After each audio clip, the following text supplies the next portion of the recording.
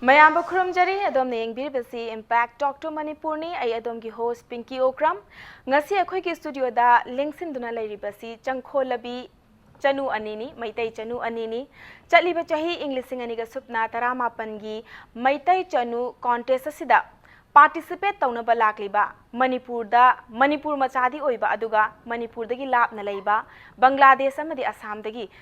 contest asibu yawnaba lakpiriba adugumba participant anini grand finale tawdri adubo akhona makhoi chatringagi mamangda aikhogi yamna achauba tanja makhoida pibibagi damakta aikhoina una hauji haina unajabani introduce tawjage Bangladesh dagi Leiphrakpam Suchona amadi Assam dagi Rabina ahanba maktada Suchona amadi Rabina welcome to our show yamna nungai aikhoina thap level amda amadagi maming do Chanu khaga panbiu अखोगी Leiphrakpam Suchona na Bangladesh dagi ko aduga Longjam Rabina Chanu na Assam dagi ado ahan basidi अखोगी program se hawdokpa oina ming budi aina haizare ming Leifam ima babagi matangda aduga education qualification kari kari tauri kari hotnari haibagi matangda samlapna haibi Ribam yambu hana ipoknuna khramjari ko ayaki maming bi Rabina Chanu Rabina Chanu aduga agi babagi mingna Longjam Rajkumar aduga agi mamagi mamingna Longjam Muhini ayha kauji amal ayha Assam-dagi ni ayha kauji Kasar College da BCom tawjari ado mathang Suchona gi su introduction macham ta bibiyo ayhaki ming Leiphrakpam Suchona ayhaki babagi mingna Leiphrakpam ibungal Shamal ayhaki imagi mingna Kunjarani ai haji BSc tamjari computer science and engineering da ayhaki lamdamna Bangladesh da ado Suchona da laabani na ahanba ani suba question di Suchona da hangjege Manipur da laagpase atop contest mayam atawe ko atop lamdam da su atop state da su district mayam da su aduki mati contest leire haujikti ko madu yawba chattabida Manipur da contest amada yawba lae Miss Manipur nate, Miss Kut nate, Miss Orange Queen nate, Meetei Chanu je particularly Meetei Chanu yauge haina lakli base masi karamba wakhallon degi no karigi da makta no haibada phongdokpi ina Meetei Chanu yauge haina lakchaba she Meetei Chanu competition ashiga Meetei gi lining laishu inat ki oiba phijol secharaga khangning bangai Meetei gi lining gi maramda oja singna takpi ahan singna khoibu yamna friendly takpi adu tamjagi hana lining laishu je Meetei gi nat ki oiba se kanjagi hana lakchaban Rabina Chanu somgi so haibiu kari maramgi particular contest se yawba lakpiri bino hoina hujik haidi imale baga sidagi lapna leigrabina ko haibadi lining lai son tanate je chakcha da so ahongba myam laiyaba ko haidi nongma gi khoi sonda leiba Assam da leiba Meetei singse haidi maron da sunatana atopa da myam haidi change myam ama oireyaba ko asigum lining lai son se haidi akhoi adagi lining lai son se asigi am khenaba leiyaba asigi gi lining lai son se haidi nang tamjaba amadi nupi ama oibagi chatnabi jumalon haidi mayam ama se tam takpin haidi keno Meetei Chanu asiga sugum se yam takpi ba ko asigum se kadang khangjaba gi damakta lakjabani aina ngasi kitang khangi ba tarasu ada chatlaga haidi aigi khata ba khangde asiga kitang su aina haidi matung tarak ba singdo haidi takpi ba gi damakta kitang su ngamjaga mateng ama oi ba gi damakta lakjabani yam nongai jai ado Meetei Chanu haiba contest ama lei haiba se karamna khangakhi haibadi akhoi ada haidi Meetei sing khoi silchara ko organization ama lei ko all Assam Manipur Youth Association amia aina khangna ba ko asiga chahi khujingi student singi precious day aina toy ko freshers meet asiga khoi Meetei Chanu winner ta gi ba singse chahi khudingi kawi ada ko haidi khoi haidi speech piba khangde haidi Meetei gi keno sing thogat pina ba gi damang ta kawi ba ko asiga akhoi organization amia haiba organization se aisu yaw du siga member ama ni ko member ama siga oibanina akhoi sir haidi mainguna panjara da sir kundal country mayum mana haidi ipa haidi lain to sana pungi ipa mainguna panjara ba ipa warek ba ko maga haidi tanaraga aisu siga thajar harapani yam nongai jai Suchona di kumaina khangbiraki contest gi matangda Manipur dagi manabi ama Vidyarani kauri akhoi ada doctor tami ado magna Facebook ta thagalakpani ado aina shu uba de baba shu post ado uraga babana shu haiba chetlu ro Meetei Chanu haiba se Meetei gi oiba lining lai shu se khangdoi ni ana isu adu ke khangaga lakchawa ꯑꯗꯣ ꯕꯕꯥꯅꯁꯨ ꯆꯠꯂꯨꯔꯣꯅ ꯑꯌꯥꯕ ꯄꯤꯕꯤꯔꯕꯅꯤꯅ ꯍꯔꯥꯎ ꯍꯔꯥꯎꯕꯨꯗꯤ ꯂꯥꯛꯄꯤꯔꯝꯒꯅꯤꯅ ꯈꯜꯂꯦ ꯑꯗꯣ ꯂꯥꯛꯄꯗꯤ ꯍꯟꯗꯛꯀꯤꯁꯤꯅ ꯃꯅꯤꯄꯨꯔꯁꯦ ꯂꯥꯛꯄꯁꯦ ꯑꯍꯥꯟꯕꯔꯥ ꯑꯗꯨꯒ ꯀꯅꯥꯒ ꯂꯥꯛꯃꯤꯟꯅꯩ ꯑꯍꯥꯟꯕꯅꯦ ꯑꯩ ꯍꯟꯗꯛ ꯃꯅꯤꯄꯨꯔꯗ ꯂꯥꯛꯆꯔꯤꯁꯦ ꯑꯗꯣ ꯑꯩ ꯏꯌꯥꯝꯕ ꯑꯃꯒ ꯂꯥꯛꯆꯩ ꯏꯌꯥꯝꯕꯗꯨꯅ ꯊꯤꯟꯕꯤꯔꯝꯃꯦ ꯑꯗꯣ ꯂꯥꯞꯅꯁꯨ ꯂꯩꯔꯕꯅꯤꯅ ꯃꯅꯤꯄꯨꯔꯁꯦ ꯍꯥꯏꯅꯩꯀꯣ ꯑꯩꯈꯣꯏꯅ ꯐꯤꯜꯝꯗꯒꯨꯝꯕ ꯌꯦꯡꯕ ꯑꯗꯨꯒ ꯃꯌꯥꯝꯅ ꯋꯥꯔꯤ ꯂꯤꯅꯕꯗ ꯒꯣꯕꯤꯟꯗꯒꯤ ꯀꯥꯡꯁꯤ ꯃꯈꯣꯟꯁꯦ ꯑꯃꯨꯛꯇꯪ ꯇꯥꯔꯒꯗꯤ ꯁꯤꯗ꯭ꯔꯤꯉꯩꯗ ꯒꯥꯅ ꯌꯥꯝ ꯅꯨꯡꯁꯤꯖꯕꯗꯣ ꯃꯅꯤꯄꯨꯔꯁꯦ ꯏꯃꯥ ꯂꯩꯕꯥꯛꯁꯦ ꯑꯗꯨꯛꯀꯤ ꯃꯇꯤꯛ ꯅꯨꯡꯁꯤꯕꯁꯦ ꯐꯥꯎꯋꯦ ꯍꯥꯏꯕꯒꯤ ꯋꯥꯔꯤꯗꯤ ꯑꯗꯨꯝ ꯇꯥꯖꯩ ꯑꯗꯣ ꯁꯨꯆꯣꯅꯥꯗꯩ ꯈꯪꯖꯅꯤꯡꯕꯁꯦ ꯃꯅꯤꯄꯨꯔꯁꯦ ꯑꯩꯈꯣꯏꯒꯤ ꯏꯃꯥ ꯂꯩꯕꯥꯛꯁꯤꯗ ꯌꯧꯔꯛꯑꯦ ꯃꯅꯤꯄꯨꯔ ꯌꯧꯔꯦꯅ ꯈꯣꯡ ꯊꯥꯡꯊꯕ ꯃꯇꯝꯗꯣ ꯑꯗꯣ ꯁꯨꯆꯣꯅꯥꯗ ꯀꯔꯤ ꯐꯥꯎꯕꯤ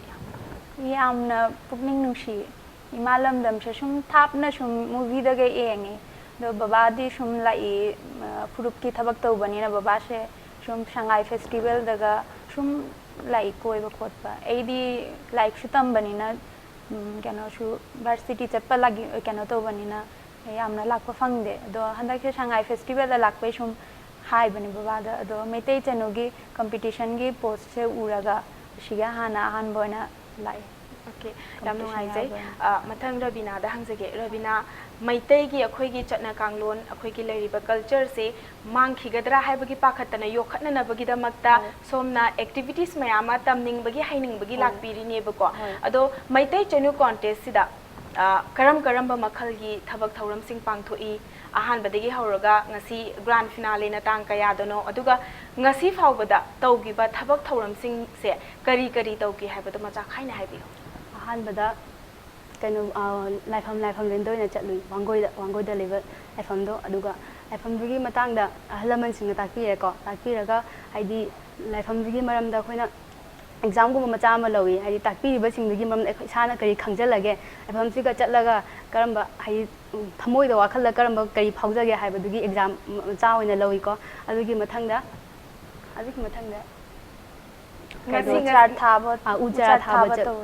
ꯎ ꯆꯥꯔꯥ ꯊꯥꯕ ꯇꯧꯔꯦ ꯑꯗꯒꯤ ꯑꯗꯨꯒꯤ ꯆꯦꯡ ꯈꯞꯄ ꯑꯃꯨꯛ ꯇꯧꯔꯦ ꯎ ꯆꯥꯔꯥ ꯊꯥꯕ ꯍꯥꯏꯕꯗꯤ ꯍꯥꯏꯗꯤ ꯎꯃꯪꯂꯦꯟꯗ ꯀꯪꯍꯠꯄꯀꯣ ꯎꯃꯪ ꯂꯥꯏꯁꯤꯡꯁꯦ ꯀꯪꯍꯠꯄ ꯍꯥꯏꯗꯤ ꯑꯩꯈꯣꯏꯒꯤ ꯍꯧꯖꯤꯛ ꯃꯥꯡꯊꯔꯛꯏꯕ ꯎꯃꯪ ꯃꯌꯥꯝ ꯀꯩꯅꯣ ꯇꯧꯕ ꯃꯌꯥꯝ ꯑꯃ ꯂꯩ ꯍꯥꯏꯗꯤ ꯀꯔꯝꯅ ꯀꯝꯅ ꯉꯝꯒꯅꯤ ꯍꯥꯏꯕꯗꯣ ꯑꯩꯈꯣꯏ ꯃꯤꯇꯩ ꯆꯅꯨ ꯑꯩꯈꯣꯏꯒꯤ ꯀꯟꯇꯦꯁꯇꯦꯟ 29ꯁꯤꯅ ꯆꯠꯂꯒ ꯎ ꯆꯥꯔꯥ ꯊꯥꯕꯒꯤ ꯊꯧꯔꯝꯁꯨ ꯄꯥꯡꯊꯣꯛꯎꯔꯦ ꯑꯗꯨꯒ ꯎ ꯆꯥꯔꯥꯁꯦ ꯀꯔꯤ ꯃꯔꯝꯒꯤ ꯊꯥꯏꯕꯅꯣ ꯍꯥꯏꯕꯗꯨꯒꯤ ꯃꯇꯥꯡꯗꯁꯨ ꯈꯪꯉꯥꯏ ꯇꯥꯛꯄꯤꯔꯦꯀꯣ ꯑꯗꯨꯒꯤ ꯃꯊꯪꯗ ꯖꯨꯝꯕꯥꯂꯣꯟꯒꯤ ꯍꯥꯏꯗꯤ ꯀꯩꯅꯣ ꯇꯧꯕ ꯆꯦꯡ ꯈꯞꯄ ꯅꯍꯥꯟꯁꯦ ꯆꯦꯡ ꯈꯞꯄ ꯗꯦꯠ 6ꯇ ꯆꯦꯡ ꯈꯞꯄ ꯑꯗꯒꯤ ꯃꯤꯇꯩꯒꯤ ꯅꯥꯆꯣꯝ ꯁꯦꯝꯕ ꯑꯗꯒꯤ ꯃꯤꯇꯩꯒꯤ ꯆꯥꯛ ꯍꯤꯟꯖꯥꯡ ꯀꯔꯝꯕ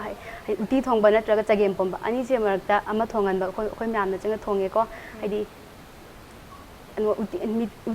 ꯃꯤꯇꯩ ꯅꯨꯄꯤ ꯑꯃ ꯑꯣꯏꯔꯒ ꯎꯇꯤ ꯊꯣꯡꯕ ꯅꯠꯇ꯭ꯔꯒ ꯆꯒꯦꯝ ꯄꯣꯝꯕ ꯑꯃ ꯊꯣꯡꯕ ꯍꯩꯕ ꯇꯥꯔꯒꯗꯤ ꯏꯟꯖꯥꯡ ꯊꯣꯡꯕꯁꯦ ꯂꯣꯏ ꯍꯩꯔꯦ ꯍꯥꯏꯅ ꯈꯟꯅꯩ ꯑꯗꯨꯒꯤꯗꯃꯛꯇ ꯎꯇꯤ ꯊꯣꯡꯕ ꯅꯠꯇ꯭ꯔꯒ ꯆꯒꯦꯝ ꯄꯣꯝꯕꯁꯤ ꯃꯔꯛꯇ ꯑꯅꯤꯁꯤ ꯃꯔꯛꯇ ꯏꯁꯥꯅ ꯄꯥꯝꯖꯕ ꯑꯃ ꯊꯣꯡꯉꯨꯔꯦ ꯑꯗꯨꯒ ꯉꯁꯤꯅ ꯋꯥꯏ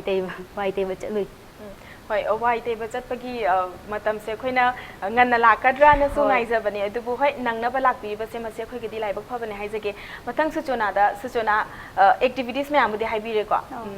ꯋꯥꯏ ꯇꯩꯔꯦ ꯎ ꯊꯥꯔꯦ ꯃꯔꯛꯁꯤꯗ ꯑꯩꯅ ꯈꯪꯖꯅꯤꯡꯉꯤꯁꯦ ꯎ ꯊꯥꯕ ꯍꯥꯏꯕꯁꯦ ꯃꯁꯤꯗ ꯎꯁꯦ ꯅꯣꯡꯃꯒꯤ ꯆꯠꯂꯨꯔꯒ ꯊꯥꯕ ꯈꯛꯇꯅꯗꯤ ꯃꯄꯨꯡ ꯐꯥꯕ ꯅꯠꯇꯦꯕ ꯑꯗꯨꯕꯨ ꯃꯈꯣꯏꯅ ꯌꯦꯡꯉꯤꯕꯁꯦ ꯑꯣꯔꯒꯅꯥꯏꯖꯤꯡ ꯀꯃꯤꯇꯤꯅ ꯎ ꯊꯥꯕ ꯍꯥꯏꯕꯁꯤꯗ ꯌꯦꯡꯉꯤꯁꯦ ꯃꯤ ꯑꯃꯅ ꯀꯟꯇꯦꯁꯇꯦꯟ ꯑꯃꯅ ꯎ ꯊꯥꯕ ꯍꯥꯏꯕꯁꯦ ꯀꯔꯝꯅ ꯊꯥꯒꯦ ꯍꯥꯏꯕꯁꯦ ꯃꯣꯏꯅ ꯀꯔꯝꯕ ꯃꯑꯣꯡꯗ ꯌꯦꯡꯉꯤ ꯍꯥꯏꯕꯗꯤ ꯂꯩꯕꯥꯛ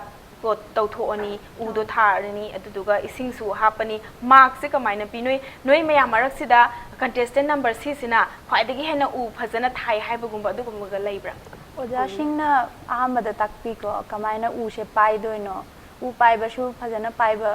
ꯑꯗꯨꯗꯤ ꯎꯗꯨ ꯑꯩꯈꯣꯏꯅ ꯈꯟꯕꯗꯤ ꯎꯁꯦ ꯀꯩꯅꯣ ꯊꯋꯥꯏ ꯂꯩꯌꯦꯅ ꯑꯩꯈꯣꯏꯅ ꯈꯜꯂꯤ ꯎꯁꯦ ꯃꯈꯥꯗ ꯐꯖꯅ ꯄꯥꯏꯕꯤꯔꯒ ꯑꯗꯨ ꯄꯨꯔꯒ ꯆꯠꯂꯒ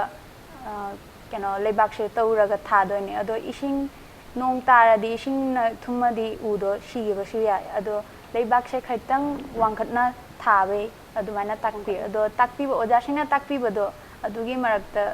ꯆꯨꯝꯅ ꯊꯥꯔꯝꯃꯒꯗꯤ ꯃꯥꯔꯛꯁꯦ ꯌꯥꯝꯅ ꯐꯪꯒꯅꯤ ꯑꯗꯣ ꯆꯨꯝꯅ ꯊꯥꯗ꯭ꯔꯗꯤ ꯃꯥꯔꯛꯁꯦ ꯂꯤꯛꯅ ꯐꯪꯒꯅꯤ ꯑꯣꯖꯥꯁꯤꯡꯅ ꯑꯗꯣ ꯌꯦꯡꯉꯦ ꯀꯃꯥꯏꯅ ꯎꯁꯦ ꯊꯥꯔꯤꯅꯣ ꯎ ꯊꯥꯕ ꯂꯣꯏꯔꯒ ꯆꯩ ꯑꯃꯃꯝ ꯌꯨꯡꯉꯒ ꯐꯤꯅꯁꯨ ꯀꯣꯟꯁꯤꯟꯅ ꯊꯝꯃꯝꯃꯤꯅꯤ ꯑꯗꯣ ꯑꯗꯨꯒꯤ ꯃꯊꯛꯇ ꯃꯥꯔꯛꯁꯨ ꯄꯤꯔꯤꯅꯤ ꯑꯣꯖꯥꯁꯤꯡꯅ ꯑꯗꯨꯒ ꯑꯃꯨꯛ ꯆꯦꯡ ꯈꯞꯄꯁꯦ ꯆꯅꯨꯁꯤꯡꯁꯦ ꯃꯩꯇꯩ ꯆꯅꯨꯁꯤꯡ ꯍꯥꯏꯖꯒꯦꯀꯣ ꯄꯨꯂꯞ ꯃꯅꯤꯄꯨꯔꯗ ꯑꯣꯏꯔꯣ ꯃꯄꯥꯟꯗ ꯑꯣꯏꯔꯣ ꯑꯩꯈꯣꯏꯁꯦ ꯂꯥꯏꯔꯤꯛ ꯇꯝꯅꯤꯡꯕ ꯃꯇꯝ ꯑꯣꯏꯕ ꯃꯇꯝꯗꯗꯤ ꯂꯥꯏꯔꯤꯛꯇꯅ ꯍꯦꯟꯅ ꯄꯨꯛꯅꯤꯡ ꯋꯥꯈꯜ ꯂꯣꯏꯅꯃꯛ ꯊꯥꯗꯔꯒ ꯂꯩꯕꯅꯤꯅ ꯌꯨꯝꯒꯤ ꯀꯨꯞꯅꯣꯝꯁꯤꯡꯁꯦ ꯀꯌꯥ ꯌꯥꯎꯗꯦ ꯅꯠꯇ꯭ꯔꯥ ꯑꯗꯣ ꯆꯦꯡ ꯈꯞꯄ ꯍꯥꯏꯕꯁꯦ ꯑꯩꯈꯣꯏꯅ ꯌꯥꯎꯗꯕꯅꯤꯅ ꯈꯪꯗꯕ ꯑꯗꯨꯕꯨ ꯈꯞꯄ ꯃꯇꯝꯗꯗꯤ ꯈ꯭ꯋꯥꯏꯗꯒꯤ ꯂꯨꯕ ꯊꯕꯛ ꯑꯃ ꯑꯣꯏꯕ ꯆꯦꯡ ꯈꯞꯄꯁꯦ ꯈ꯭ꯋꯥꯏꯗꯒꯤ ꯂꯨꯕꯅꯦ ꯑꯗꯨꯅ ꯆꯦꯡ ꯈꯞꯄ ꯍꯩꯔꯗꯤ ꯅꯨꯄꯤꯁꯦ ꯌꯥꯝꯅ ꯊꯥꯛ ꯋꯥꯡꯅꯒ ꯊꯝꯕ ꯁꯣꯝꯅꯁꯨ ꯀꯩꯅꯣ ꯔꯕꯤꯅꯥꯅꯁꯨ ꯍꯥꯏꯀꯣ ꯃꯩꯇꯩ ꯆꯅꯨ ꯑꯃ ꯑꯣꯏꯇꯥꯔꯒꯗꯤ ꯅꯨꯄꯤ ꯑꯃ ꯑꯣꯏꯇꯥꯔꯒꯗꯤ ꯎꯇꯤ ꯊꯣꯡꯕ ꯑꯗꯨꯒ ꯆꯒꯦꯝ ꯄꯣꯝꯕ ꯍꯩꯔꯒꯗꯤ ꯃꯄꯨꯡ ꯐꯥꯏ ꯍꯩꯔꯦꯅ ꯆꯤꯡꯉꯦꯅ ꯍꯥꯏꯔꯤꯁꯦ ꯃꯥ ꯉꯥ ꯊꯣꯡꯕ ꯍꯩꯔꯝꯗꯕꯁꯨ ꯌꯥꯏ ꯑꯗꯨꯕꯨ ꯆꯒꯦꯝ ꯄꯣꯝꯕꯗꯣ ꯍꯩꯔꯕꯅꯤ나 ꯃꯥ ꯍꯩꯕ ꯆꯤꯡꯗꯣꯏꯅꯦꯕ ꯅꯠꯇ꯭ꯔꯥ ꯑꯗꯨꯒꯨꯝꯅ ꯆꯦꯡ ꯈꯞꯄꯁꯦ ꯍꯥꯟꯅꯗꯒꯤ ꯌꯨꯝꯗꯒꯤ ꯑꯗꯨꯝ ꯈꯞꯄꯛꯄ꯭ꯔꯥ ꯍꯩꯕ꯭ꯔꯥ ꯁꯤꯗ ꯂꯥꯛꯑꯒ ꯃꯣꯏꯅ ꯏꯟꯁꯇ꯭ꯔꯛꯁꯟ ꯄꯤꯔꯕ ꯃꯇꯨꯡꯗ ꯈꯞꯄꯤꯔꯥ ꯀꯃꯥꯏꯅ ꯇꯧꯏ ꯌꯨꯝꯗꯕꯨꯗꯤ ꯌꯥꯝꯅ ꯈꯞꯂꯛꯇꯦ ꯃꯄꯥꯟꯗꯗꯤ ꯂꯩꯕꯅꯤꯅ ꯂꯥꯏꯔꯤꯛ ꯇꯝꯅ ꯌꯨꯝꯗꯗꯤ ꯌꯥꯝ ꯂꯩꯇꯦ ꯑꯗꯣ ꯁꯤꯒ ꯂꯥꯛꯑ ꯏꯃꯥꯁꯤꯡꯅꯁꯨ ꯁꯨꯝ ꯈꯔꯅꯤ ꯃꯃꯥꯡꯗꯩꯁꯨ ꯇꯥꯛꯄꯤ ꯈꯣꯠꯄꯤꯅ ꯇꯧꯔꯦ ꯑꯗꯨꯒ ꯏꯚꯦꯟ ꯍꯧꯕꯩ ꯃꯃꯥꯡꯗꯁꯨ ꯑꯣꯖꯥꯁꯤꯡꯅ ꯏꯃꯥ ꯑꯍꯟꯁꯤꯡꯅ ꯇꯥꯛꯄꯤ ꯑꯗꯨꯒ ꯑꯗꯨ ꯌꯦꯡꯉꯒ ꯇꯝꯃꯒ ꯁꯨꯝ ꯈꯞꯄ ꯑꯗꯣ ꯌꯨꯝ ꯍꯜꯂꯒ ꯈꯞꯇꯤ ꯈꯞꯄꯨꯀꯣ ꯑꯣꯔ ꯋꯦꯔꯦꯚꯔ ꯂꯩꯕ ꯃꯐꯝꯗ ꯀꯔꯤꯒꯤꯅꯣꯗꯤ ꯇꯝꯒꯦ ꯍꯥꯏꯅ ꯂꯥꯛꯏꯕꯅꯤꯅ ꯍꯩꯔꯕꯅꯤꯅ ꯊꯕꯛꯁꯦ ꯊꯥꯗꯣꯛꯈꯤ ꯇꯥꯔꯒꯗꯤ ꯒꯥꯔꯤ ꯊꯧꯕꯒꯨꯝꯕꯅꯦ ꯒꯥꯔꯤ ꯊꯧꯕꯁꯦ ꯍꯩꯔꯒ ꯁꯨꯇꯧ ꯊꯧꯗ꯭ꯔꯒꯗꯤ ꯀꯥꯎꯋꯤꯗꯅꯀꯣ ꯃꯊꯪ ꯔꯕꯤꯅꯥꯗ ꯑꯃꯨꯛ ꯂꯥꯛꯆꯒꯦ ꯔꯕꯤꯅꯥ ꯑꯦꯛꯇꯤꯚꯤꯇꯤꯁ ꯃꯌꯥꯝꯁꯤꯒꯤ ꯃꯔꯛꯇ ꯔꯕꯤꯅꯥꯅ ꯈ꯭ꯋꯥꯏꯗꯒꯤ ꯈꯣꯏꯗꯥꯕ ꯈ꯭ꯋꯥꯏꯗꯒꯤ ꯄꯥꯝꯖꯕ ꯑꯦꯛꯇꯤꯚꯤꯇꯤ ꯑꯃꯗꯤ ꯀꯔꯝꯕ ꯑꯣꯏꯒꯦ ꯑꯗꯨꯒ ꯃꯔꯝ ꯀꯔꯤꯒꯤꯅꯣ ꯆꯦꯡ ꯈꯞꯄ ꯀꯣ ꯆꯦꯡ ꯈꯞꯄꯒ ꯑꯗꯒꯤ ꯅꯥꯆꯣꯝ ꯍꯥꯟꯅ ꯆꯤꯜꯂꯦ ꯆꯦꯡ ꯈꯞꯄꯦ ꯑꯗꯒꯤ ꯆꯥꯛꯁꯦ ꯊꯣꯡꯗꯣꯏꯅꯦꯕꯀꯣ ꯍꯥꯏꯗꯤ ꯅꯨꯄꯤ ꯑꯃ ꯑꯣꯏꯔꯒ ꯀꯃꯥꯏꯅ ꯆꯦꯡ ꯈꯞꯄꯗꯒꯤ ꯍꯧꯔꯒ ꯆꯦꯡꯁꯦ ꯀꯃꯥꯏꯅ ꯄꯨꯊꯣꯛꯑꯒ ꯆꯥꯛ ꯊꯣꯡꯒꯅꯤ ꯆꯥꯛ ꯑꯣꯏꯍꯜꯂꯛꯀꯅꯤ ꯍꯥꯏꯕꯒꯤ ꯃꯑꯣꯡꯗꯣ ꯑꯁꯤꯒꯤ ꯅꯍꯥꯟ ꯐꯨꯍꯧꯕ ꯍꯥꯏꯔꯒ ꯈꯪꯉꯦꯀꯣ ꯐꯨꯍꯧꯕ ꯅꯨꯃꯤꯠꯇ ꯍꯥꯏꯗꯤ ꯎꯇꯤ ꯊꯣꯡꯕ ꯑꯗꯨ ꯊꯣꯡꯕ ꯅꯨꯃꯤꯠꯁꯦ ꯌꯥꯝꯅ ꯃꯩꯗꯒ ꯊꯣꯡꯗꯅ ꯍꯥꯏꯗꯤ ꯌꯥꯝ ꯅꯨꯡꯁꯤꯕꯗꯣ ꯍꯥꯏꯗꯤ ꯌꯥꯎꯔꯤꯕ ꯃꯤꯇꯩ ꯆꯅꯨ ꯃꯌꯥꯝ ꯁꯨꯝ ꯃꯤꯇꯩ ꯃꯄꯤ ꯇꯥꯗꯅ ꯃꯩꯈꯨ ꯃꯔꯛꯇꯒ ꯊꯣꯡꯕꯗꯣ ꯑꯗꯨꯗꯣ ꯌꯥꯝ ꯊꯤꯅ ꯑꯩꯉꯣꯟꯗ ꯅꯨꯡꯉꯥꯏꯖꯕ ꯑꯃ ꯑꯣꯏꯈꯤ ꯑꯗꯨ ꯅꯨꯃꯤꯠꯇꯣ ꯑꯗꯨꯒ ꯑꯦꯛꯇꯤꯚꯤꯇꯤꯁꯁꯦ ꯄꯥꯡꯊꯣꯛꯄ ꯃꯇꯝꯗ ꯏꯟꯖꯥꯡꯒꯨꯝꯕ ꯊꯣꯡꯕ ꯅꯠꯇ꯭ꯔꯒ ꯆꯥꯛꯀꯨꯝꯕ ꯊꯣꯡꯕ ꯃꯇꯝꯁꯦ ꯁꯤꯗ ꯆꯪꯒꯗꯧꯔꯤꯕ ꯃꯣꯏꯒꯤ ꯃꯌꯥꯜ ꯃꯌꯥꯝꯁꯦ ꯑꯗꯨ ꯁꯤꯜꯂꯤꯕ ꯑꯣꯔꯒꯅꯥꯏꯖꯤꯡ ꯀꯃꯤꯇꯤꯅ ꯄꯣꯔꯛꯑꯒ ꯀꯟꯇꯦꯁꯇꯦꯟ ꯃꯌꯥꯝꯁꯤꯅ ꯏꯟꯁꯇ꯭ꯔꯛꯁꯟꯗꯣ ꯂꯧꯁꯜꯂꯕ ꯃꯇꯨꯡꯗ ꯊꯣꯡꯕ ꯈꯛꯇꯪ ꯑꯣꯏꯕ꯭ꯔꯥ ꯅꯠꯇ꯭ꯔꯒ ꯆꯪꯒꯗꯧꯔꯤꯕ ꯃꯌꯥꯝꯁꯦ ꯏꯁꯥ ꯏꯁꯥꯅ ꯂꯣꯏ ꯄꯣꯔꯛꯑꯒ ꯄ꯭ꯔꯤꯄꯦꯔꯦꯁꯟꯁꯦ ꯇꯧꯕ꯭ꯔꯥ ꯀꯃꯥꯏꯅ ꯇꯧꯏ ꯑꯣꯔꯒꯅꯥꯏꯖꯔꯅꯁꯨ ꯄꯤ ꯑꯗꯨ ꯏꯁꯥꯅ ꯍꯧꯖꯕ ꯃꯑꯣꯡꯗ ꯍꯥꯏꯗꯤ ꯌꯨꯝꯗꯒꯤ ꯃꯆꯜꯁꯤꯡꯁꯦ ꯄꯣꯔꯛꯄꯁꯨ ꯀꯩꯁꯨ ꯀꯥꯏꯗꯦ ꯄꯨꯔꯒ ꯑꯩꯈꯣꯏꯅ ꯍꯥꯏꯗꯤ ꯈꯔ ꯃꯆꯜꯁꯤꯡꯗꯣ ꯌꯥꯝꯍꯟꯒꯦ ꯍꯥꯎꯍꯟꯒꯦ ꯍꯥꯏꯗꯤ ꯌꯨꯝꯗꯒꯤ ꯄꯨꯔꯛꯄꯅ ꯃꯣꯏ ꯄꯣꯔꯛꯏ ओके अदुगा सुचनादा अमुक लाक्सगे सुचना वाई तैबा यावे हाइको वाई से अखोइना तैबा मतमदा ये तैगनी ओइ तैगनी हाइबा अदुगुम्बा नॉलेज तो अखोइदा मैतैगी चना लोनचे से यामना कांगलोन से खंगबा मिनदी हेक ताकपीबा अदुगा खंगहौदबा अखोइगी इपाइपु सेंगन लैगिदबगुम्बा ओइबा कांदा अदुगुम्बा वाखल नॉलेज तो लेहौदबा अदु तौदबदी यादबनिना वाई तैबदी तैदोइने अदुबा नियमदी खंगदे हाइबा तारे अदो मैतैगी चनु अमना वाई तैबा मतमदा करमना तैगनी करोमदै हौरगा करोमदा लोइसनगनी मसिगी कनोसे याम फजना लैबा माले मदुगी मतंगदा हाइबियो वाई तैबा सेंगसे खोइ वाई तैरु अदो इमासिंगना सुम इंस्ट्रक्शन पी फास्ट म्यामबो ताकपी कमाइना तैदोइना हाइदो अदो सोनापुंग लैबसे कनो सुमांगी मयादा सोनापुंग थम्मे अखोइ सोनापुंग सिगी जेट्रोम दे तैरा अखोना सुम कोइना राउंड ओइना कोइना तैरक्तोइनी कोइना तैबगी मरमदी मालेम से माले लेकोइ पुंगसे कोइबगी तमक्ता अखोइना असे कोइना तैरक्तोइनी कोइना सुम लोइसलक्तोइनी सोनापुंगसे राउंड ओइना जेट्रोम दे हौरगा तैरगा सुम लोइसलक्पा अखोइना तैबा मतमदा खुदना तंखाय अमा खतंग हाइबगी महुत्ता राउंड इपोम सातपसु यादे इपोम सातपसु यादे मखुचिना सुम नमधरगा फजना सुम तैरक्तोइनी अदुगा येटलोमदगी हौबा हाइबसे मसी येटलोमदा हौरिबसिगी मरमसे करिगिनो हाइबदी मखोइना ताकपीब्रा येटरोम दे हौरिसिना अखोइ मेआइ वाइदे केनो तोबा रबिना पाउखुम अइना हंगिबा पाउखुमसे सोम खंगबीबा तारगदी सोमनसु दम हंगपा या अइना मसिगी क्वेश्चन जे लौखटलगा हंगिसे करिगिनो हाइबा मतमदा अखोइसु मैतै चनु अमगी पुंसीदा दरकार ओइबसे वाइ तैबा हाइबसे अइना लेसारिङैदा वाइ तैद्रसु नोंमा yumnak sagai hongba matamda wai se suksoi soidana taidori baneba taiba matamduda khangjadadana mana budi taidoiba phajana ado mina di kari haigani yumduda hana lairambadi asibu hairakta male haibase haibibaduna chanu khudingi da makta makhoida knowledge oi hona ba ina hangjabane somna rabina na khanggasu adum khumbirakpa ya yet lomda tairaga chatlaga round oina tairaga chatlaga loisangadabani haise pot khuding mak khoina maram amadi dum pidana ko sumaina taigadi sumai tawgadabani haibase yet lomdagi haudori se mukhoina maram haibibra natraga haibidabra Sonapungi mai somje thomde je sonapungi base ko sonapungi swai siga sonapungi khoidou do leibani na ai swai de jet pom thong bari hawra ga wai te sonda le sandoi ni ai wai te basina kana ba haibadi ai wai se nupi mana wai se teram bata ra gadi ai se ma teram iba wai de gi mong do jenga ga nupi si character ma gi karamna ma se karambalo anta chatpa mino karam haidi pha ba mino haiba se wai du na khangan ba ngam ye na takti aduga wai te ba bisna chang na kana ba ko haibadi nupi amana haidi nupi amana haidi tha sorok ko matam da tha taruk te sorok ko matam da wai se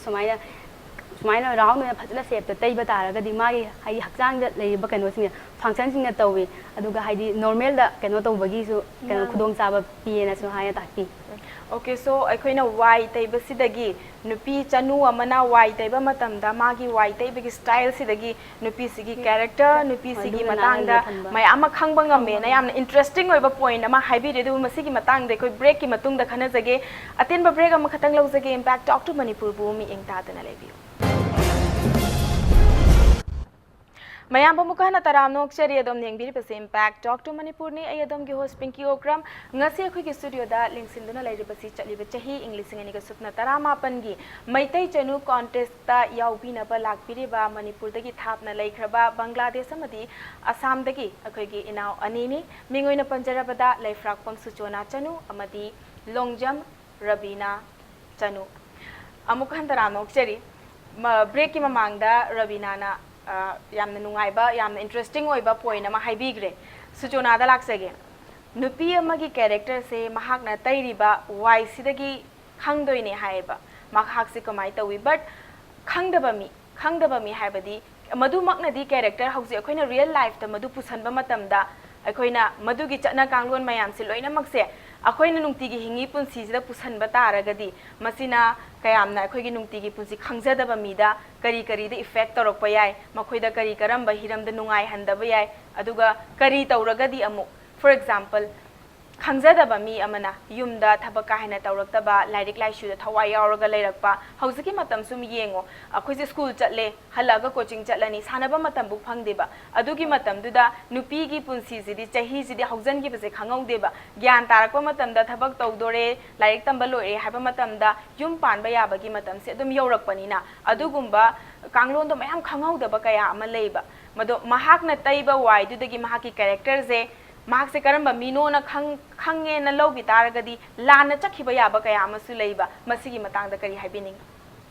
Lairik tambai mapan leiba nupi singse khangdaba myam leim adu moigi ashoiba natte ko yumda laga ahansing myam khangamba yai hana gi nupi gi yumpan lon gi maramda wai teiraga kamaina teidoino adu teiraga nupi character khangi haise asi ahansing de khangjanba yai aishu thapna like tamna leibani do yumda chalaga imadagi ibokdagi tamjalli adu Meetei Chanu gumba competition chiga laadi lining laishu inat ki oiba loina khangani adu aishu like tamba marakta chuti loraga lakpane chiga laaga khangning na ahansing de aishu loina khangba natte ko aduga Manipur da laaga competition chiga jawraga inat ki oiba fijol shetpa lining laishu se tamjanba lakpane aina tammi sumaina Meetei Chanu ateishu nat ki oiba lining she Meetei Chanu da yawning adi yawna tamba yai ko ado yawbagi chance phangdradi yumda ahansing de sum tamjhallaga nat ki oiba sing akhoina kallagani akhoi future she lehodoi se akhoi future akhoina kandradi akhoi gi malamdam she sum mutkhi tare ko ado nat ki oiba lining lai shu sing se kallagani malamdam she hingna leidoi se dam jaba point ama so haibire misunderstanding lainaba mayam se nungsina phajana ahal lamandagi Ahal takpiba nungsina takpibada hairoidaba kanamta laite angang su lam yam henba angang se laik to pura pura takpada kaisu phadeba nungsina themaga takpa mafam du dom phai natra ado Rabina Chanu dong laksage Rabina aina so hojikta hangjagi ko aikhoi gi nungti gi punsi da apply to matam da hek chana da bagumba yawgane na khanbaje hojikki matam se ado ki matak fast oreba nupi se nupa ga chapmana na office le nupa na tawngam daba hojik recently nupi scientist mayam na mangal mission thagat le ado ki matik adugumba nupi mayam do di mokoina yumda phamaga wai sitana chak thongdana leiba habis impossible neba kaigino habidi mokoi gi thabak to pura nupa amana office laga nupa amana tawya ba thabak se nupi na tawrakpanina ado mokoi dadi amu mokoi se phatte habadi nataba adubu kanglon mayam dudi mu walak toineba masina mokoi gi damak ta haitari misunderstanding mayam lainaba mayam se phanana ba kari kari tawba yaina khanbi habidi akhoi ga haidi kanglon mayam se haidi khangnasu tawdabas myam jawi ko jai ko tawdabas ado haidi khangjalagadi haidi isada amadi aigi tung tarakpa charon suron da leidana maduga haidi afana takpiba adu haidi karamna jumba lon jai karamna nupi ama oraga karamna haidi jumma ma pubagi mai kanglon mayam ase haidi khangjalagadi aisu tung tarakpa duga aisu tak isai su duga takpiba ngambagi adu ngagi itik yai do haidi dumaya leigani aina khalli ado Rabina na tamibe activities mayam khangiba mayam se sigi marak sida si amadi khangjan badi kanai adubu masidi tawdrasu yaida gana khanba dugumba sudum leibra leite loina mak darkar oina darkar oiba mayam marak sida hoi haibi khre ko ado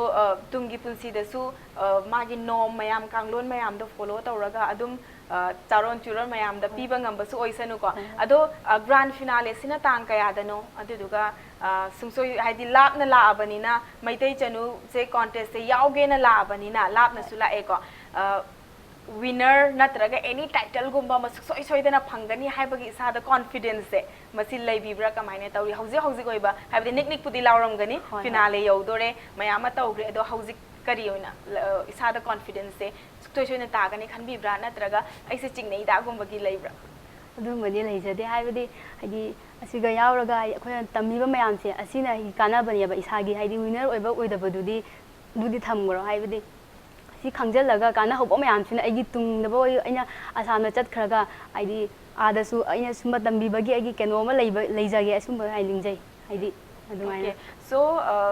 Rabina ki matung ina di Suchona title do na te darkar oirise winner oire haibagi adugin pongthokpa chauthokpa sunate adubu tammiba kanglon mayam do haijalaga chakhibadune na haibire ado Suchona gi su chap manabra natraga ai sigi title sim di phangal to malida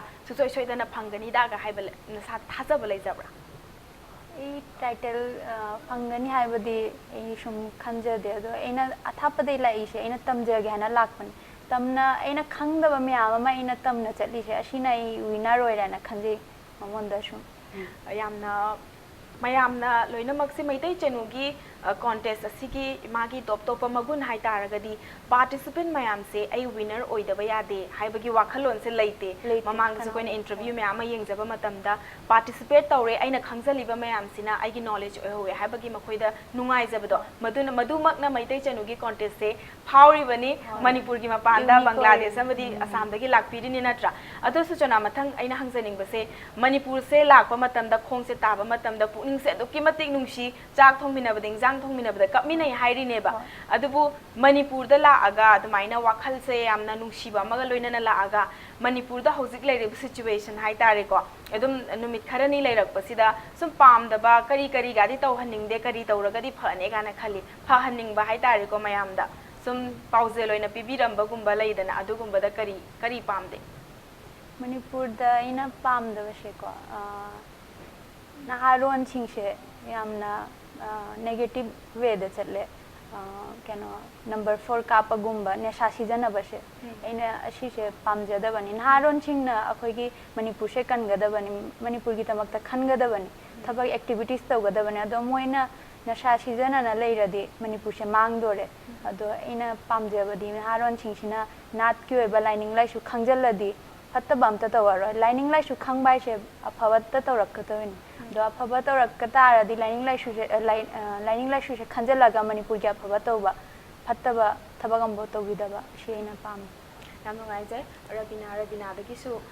ꯀꯔꯤ ꯇꯧꯍꯟꯅꯤꯡꯗꯦ ꯍꯧꯖꯤꯛ ꯐꯥꯎꯕ ꯂꯥꯛꯄꯗ ꯀꯔꯤ ꯅꯨꯡꯉꯥꯏꯇꯕꯒꯨꯝꯕ ꯊꯦꯡꯅꯕ ꯑꯩꯅ ꯃꯅꯤꯄꯨꯔ ꯏꯃꯥ ꯂꯩꯕꯥꯛꯁꯦ ꯁꯨꯃꯥꯏꯅ ꯇꯧꯔꯝꯒꯅꯤꯅ ꯈꯜꯂꯒ ꯑꯩꯅ ꯑꯗꯨꯛ ꯚꯦꯜꯌꯨ ꯂꯩꯅ ꯑꯩ ꯏꯃꯥ ꯂꯩꯕꯥꯛꯁꯦ ꯌꯦꯡꯖꯔꯨꯒꯦ ꯑꯩ ꯀꯥꯡꯂꯣꯟ ꯃꯌꯥꯝ ꯇꯝꯖꯔꯨꯒꯦꯅ ꯂꯥꯛꯑꯒ ꯁꯨꯃꯥꯏꯅꯁꯨ ꯇꯧꯕꯣꯔꯦꯒ ꯍꯥꯏꯕꯒꯨꯝꯕ ꯏꯟꯁꯤꯗꯦꯟꯠꯀꯨꯝꯕ ꯊꯦꯡꯅꯕ꯭ꯔꯥ ꯑꯗꯨꯃꯗꯤ ꯀꯌꯥ ꯊꯦꯡꯅꯗꯦ ꯑꯗꯣ ꯀꯔꯤꯗꯗꯤ ꯁꯦꯝꯗꯣꯛꯍꯟꯅꯤꯡꯉꯤ ꯁꯦꯝꯗꯣꯛꯄꯁꯦ ꯀꯩꯁꯨꯝꯗꯤ ꯁꯦꯝꯗꯣꯛꯅꯤꯡꯉꯥꯏ ꯌꯥꯝꯅꯁꯨ ꯀꯣꯏꯕ ꯀꯩꯅꯣ ꯇꯧꯗ꯭ꯔꯤꯕꯅꯤꯅ ꯈꯪꯗꯦ ꯍꯥꯏꯗꯤ ꯑꯣꯀꯦ ꯌꯥꯝ ꯅꯨꯡꯉꯥꯏꯖꯩ ꯑꯗꯣ ꯃꯊꯪ ꯈꯪꯖꯅꯤꯡꯕꯁꯤ ꯑꯩꯈꯣꯏꯅ ꯀꯩꯅꯣꯁꯦ ꯕ꯭ꯌꯨꯇꯤ ꯄꯦꯖꯦꯟꯠꯀꯨꯝꯕ ꯍꯥꯏꯕ ꯃꯇꯝꯗ ꯃꯌꯥꯝꯅ ꯈꯟꯅꯔꯤꯁꯦ ꯃꯁꯛ ꯐꯖꯕ ꯑꯗꯨꯒ ꯍꯣꯏ ꯕ꯭ꯌꯨꯇꯤ ꯋꯤꯠ ꯕ꯭ꯔꯦꯟꯒꯗꯤ ꯍꯥꯏꯀꯣ ꯑꯗꯣ ꯔꯕꯤꯅꯥꯒꯤ ꯋꯥꯈꯟꯗꯀꯣ ꯀꯣꯟꯇꯦꯁ ꯑꯃꯒꯤ ꯄꯥꯔꯇꯤꯁꯤꯄꯦꯟ ꯑꯃꯗ ꯕ꯭ꯌꯨꯇꯤ ꯄꯦꯖꯦꯟꯠ ꯑꯃꯒꯤ ꯄꯥꯔꯇꯤꯁꯤꯄꯦꯟ ꯑꯃꯗ ꯂꯩꯒꯗꯕ ꯒꯨꯟꯁꯤꯡꯁꯦ ꯀꯔꯤꯅꯦꯅ ꯈꯟꯕꯤ ꯁꯣꯝꯅ ꯁꯨꯆꯣꯅꯥꯒ ꯔꯕꯤꯅꯥꯒꯅ ꯁꯤꯗꯗꯤ ꯇꯝꯕ ꯂꯥꯛꯏꯅꯦꯅ ꯍꯥꯏꯌꯦꯕ ꯑꯗꯨꯕꯨ ꯑꯩꯒꯤ ꯏꯁꯥꯒꯤ ꯑꯣꯏꯅ ꯑꯩꯒꯤ ꯄꯔꯁꯣꯅꯦꯜ ꯑꯣꯄꯤꯅꯤꯌꯟꯗ ꯄꯦꯖꯦꯟꯠ ꯑꯃꯒꯤ ꯋꯤꯅꯔ ꯑꯃ ꯑꯣꯏꯇꯥꯔꯒꯗꯤ ꯃꯈꯣꯏꯁꯦ ꯁꯤꯒꯤ ꯒꯨꯟꯁꯤꯗꯤ ꯆꯦꯟꯐꯝ ꯊꯣꯛꯏ ꯍꯥꯏꯕꯒꯨꯝꯕꯗꯣ ꯑꯗꯨꯒꯨꯝꯕꯗ ꯀꯔꯤ ꯈꯟꯕꯤ ꯒꯨꯟꯁꯤꯡꯁꯤꯗꯤ ꯍꯥꯏꯕꯗꯤ ꯒꯨꯟꯁꯤꯡꯁꯦ ꯍꯣꯏ ꯃꯁꯛ ꯐꯖꯕ ꯅꯨꯄꯤꯁꯦ ꯑꯗꯨꯝ ꯍꯥꯏꯅꯩꯀꯣ ꯃꯁꯛ ꯆꯪꯈꯣꯟꯕ ꯐꯖꯕ ꯍꯥꯏꯕꯁꯤꯗ ꯌꯥꯝꯅ ꯐꯖꯕꯒꯤ ꯋꯥ ꯅꯠꯇꯕꯀꯣ ꯋꯥꯉꯥꯡ ꯃꯥꯒꯤ ꯁꯉꯥꯡ ꯀꯥꯔꯦꯛꯇꯔ ꯃꯥꯒꯤ ꯃꯑꯣꯡ ꯃꯇꯧ ꯂꯩꯗꯅ ꯑꯗꯨꯒꯨꯝꯕ ꯃꯌꯥꯝ ꯑꯁꯤ ꯆꯪꯉꯤ ꯍꯥꯏꯗꯤ ꯀꯩꯅꯣ ꯑꯃ ꯑꯣꯏꯕꯗ ꯋꯤꯅꯔ ꯑꯃ ꯑꯣꯏꯕꯗ ꯍꯥꯏꯗꯤ ꯃꯥꯒꯤ ꯑꯦꯛꯇꯤꯚꯤꯇꯤꯁ ꯇꯧꯕ ꯃꯌꯥꯝꯗꯨꯅꯁꯨ ꯈꯪꯒꯠꯇꯣꯏꯅꯦꯕ ꯑꯗꯨꯒꯤ ꯍꯥꯏꯗꯤ ꯃꯥꯅ ꯑꯦꯛꯇꯤꯚꯤꯇꯤꯁ ꯑꯃ ꯇꯧꯕ ꯃꯇꯝꯗ ꯍꯥꯏꯗꯤ ꯐꯖꯅ ꯇꯧꯗ꯭ꯔꯕ ꯇꯥꯔꯒꯗꯤ ꯃꯗꯨ ꯀꯩꯅꯣ ꯑꯣꯏꯔꯣꯏ ꯍꯥꯏꯗꯤ ꯄꯨꯝꯅꯃꯛꯇ ꯐꯖꯅ ꯇꯧꯕꯒꯤ ꯃꯊꯧꯅꯤ ꯃꯥꯒꯤ ꯑꯦꯛꯇꯤꯚꯤꯇꯤꯁ ꯇꯧꯕ ꯄꯨꯝꯅꯃꯛꯇ ꯃꯥꯒꯤ ꯐꯖꯅ ꯍꯥꯏꯗꯤ ꯇꯧꯕꯒꯤ ꯀꯩꯅꯣ ꯆꯪꯉꯤ ꯍꯥꯏꯅ ꯈꯜꯂꯤ ओके सुचना की वाखंददी करी खनबी ब्यूटी पेजेंट अमगी विनर से नत्रगे एनी टाइटल होल्डर होय विनर हाइरगे मयाम लाई मयाम सिनदी होय आई तमझली आई हाइजली आई खंगजली आई गिदी मदु प्लस पॉइंट ngaktani khangam मयाम खंगी अदुबु यावगेना लाबनिना विनर सिदी थमोय मनुंगदा अस आई विनर ओइगे हाइबा मदि दम खलम दोइनेबा अदुना विनर ओइगदौरिबा मिसिदा करी गुण लेबा चंगेना खंदी विनर होइगे तारदी ओजासिंगना ताकपीबसिंगदो ममोन चंगना लौसनगदबा लौसनलगा सुम लौसनलगा ते यारो मार्क्स एप्लाई तौगदबा सुम मांगने एप्लाई तौरदी ओजासिंगना सुम उरानी मार्क्स अफबा मनी हाइदो सी जावबा लाइसे तम्मगा मार्क एप्लाई तौदोइनी मेते फुरुपु ngaktoइने हना हाइबसे ओजासिंगना सुम उरदी मार्क्स सुम विनर होइदोइनी अदो अइना हाइबदी ब्यूटी पेजेंट मदला मेते चनु गुम्बा ब्यूटी पेजेंट दा लादी सुम मसक फजरगत यारोय लाइनिंग लाइसुसु खंगजनबा माकी मथौना लेताय लाइनिंग लाइसुसे लौसनबे एप्लाई तौबे माकी डेली लाइफ दा अदुइना खल्ली मसक फजरगत यादे लाइनिंग लाइसु इनात की ओइबा फिजोल सिंगसे सिसु खंगबता हैसिंगबा याम फजबा मसु हाइबिरे इनात की फिजोल से सेट पताई नत्रा अदो मथंग रबिना चनु दong लाक्सके रबिना होय ngसाइदगी दी कंपटीशन की मतंग सिदा करी तौई खोली हाइबा खरा डीप डिस्कशन हाइ तारे अखोइना खंगनिंग बसु लैबनिना मयाम खंगहौरे मसि अखोइगी दी यामना लाइबक फबनी अदो मथंग एना रबिना दे खंगजनिंग से रबिना अखोइगी मणिपुर से इमा लेबाक से am nungsiना हाइबि को nungsiramgadabसु माले हाइरकपदा खोंगदोकपा वाहैदा खंगेबा कयामना nungsiramगनी कयाम लाकनिंगमगनी हाइबदो अदो मणिपुर गा मरी लेनाबको होय डे टू डे लाइफ हाइ तारे फिल्म नत्रगा इसैगुंबा से तुम येंगब्रा करी से हॉबी ओइना तौबदा करी ने हेना पामी जेंगी हाइदी इसैगुंबा करिगुंबा से जहामना थोरकपदने जेंगी अनंबना मीतेगी ओइबा हाइदी लाइनिंग सोंगी लेतना लाइफमम सेमेसी लाइफम सिगनी अदुगुंबा सिंगो याम जेंजनिंगबा मा सादा वखंदा मा फाव अदो इसै मणिपुरी इसै गादी सकपुरा दो सकपा हाइगद्रा हाइते ओके सुचना दी डे टू डे लाइफ दा अखोइसे लेदना को अखोइना इसागी अपाम अपाम से लोइना मखेनै अदुबो अइना मैतै की चटनबी मैतै की लेरिबा मयाम से पामजरुबनिना फिल्म हाइबसिदबो अखोइना पोथाबा मतमदा येंगे अदुगा कम्युनिकेशन की one of the best medium ओइरिनेबा इवा वाहनदबिदा नुंसु नुंगाइ हनबा अदुगुंबा तौबनिना इसैगुंबा सिनेमागुंबा येंब्रा अदुगा अखोइगी मणिपुर की फिल्म से हौजिकति खरा चावखले हानागा येंगनरुबा मतमदा दुकी मतिक चावखले नै हाइजनिंगे मसी येंगबिब्रा सोंदा बांग्लादेश दा नत्र मपान चपा मतमदा मणिपुरी फिल्म इसै ताबिब्रा कमाइ तौ होय मूवी से येंगे यूट्यूब तका सुम इसैसु यूट्यूब ता हदिकति लोइना थोअबना यूट्यूब ता रिलीज होइबा सुम येंगे अदो मूवी सु अखयादा सुम येंगनै अदो येंगबा पामे मेतेरोन से Okay, ado sida lakpire hojipudi hoi grand finale yaudribanina winner se kanana oidorino haibase khangdre adubu winner oidrasu somgi mai pakpane Rabina amani Suchona na haibi ko ado masi loraba matungda future plan di kari leibiri kari tauge na khanbi